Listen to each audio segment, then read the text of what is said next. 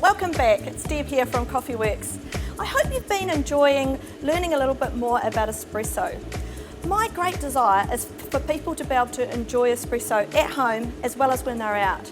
And so I'm really just trying to give you a few tips and a few tricks that you can use at home so that you yourself feel as if you've got some control over this espresso making process, which I have to say isn't always easy. So today I'm going to talk a little bit about milk steaming. Now when I go out in the field and train, I have to say this is the one thing that a lot of young trainee baristas feel really trips them up. How do I steam my milk right? Talking to people who've got coffee machines at home, they're usually asking me the same question. How do I make my milk all creamy and glossy and satiny? Now one of the things that you have to understand about the milk steaming is it's very much like the rest of espresso making. It's actually about pressure. If you've got a small domestic machine at home, you may not be able to create enough pressure to get the beautiful glossy milk that you can get in a cafe.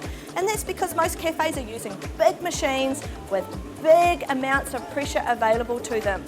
So I will go through what you do if you've got a home domestic machine, but the only thing is if your machine's really small, you're going to have some trouble. And there's other ways to get around the milk steaming if your machine is not capable of steaming the milk correctly. But the basis behind milk steaming is pressure. I'm going to use a jug this size, but you may have a bit smaller jug at home if you've got a tiny little machine. But otherwise, this jug's fine to be able to be steamed on a machine like this. I'm always going to fill my milk to a certain point. These jugs are shaped this way on purpose, where the jug actually narrows at the top. It's wider at the bottom, narrowing at the top. And I always fill my milk just before it starts to go narrow.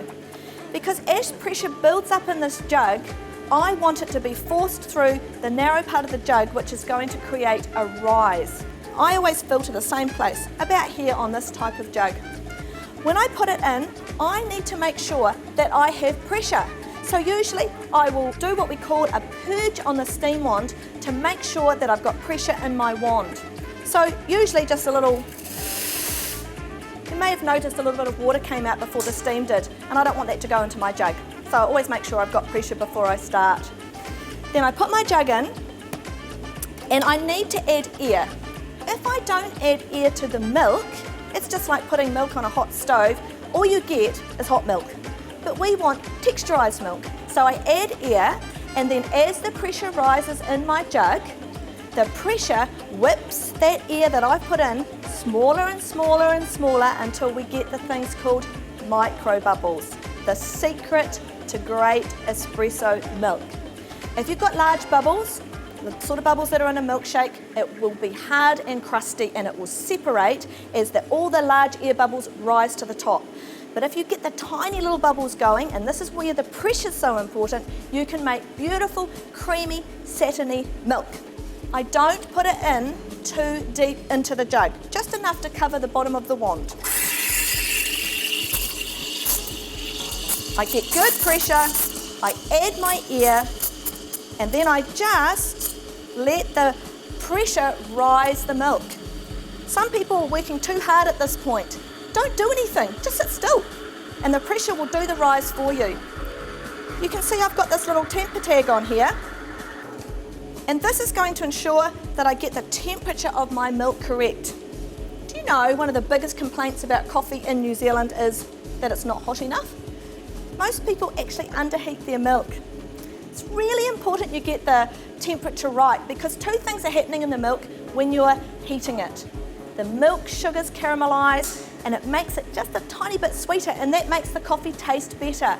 But also, if we don't get it to the right temperature, which is 65 degrees, the milk will cool down the second I remove it away from the steam wand. And that's why often you go to a cafe, and if they haven't hit the temperature range of 65 degrees, by the time it gets to you, it's probably about 60.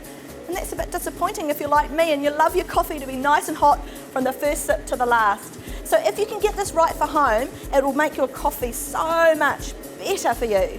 And if I get it right, I'll get this beautiful, smooth, creamy milk, which makes a delicious flat white or latte.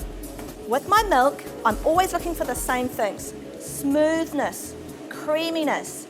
And if I get it right, then I can start doing what everyone always wants to do, making beautiful patterns on top of their coffee.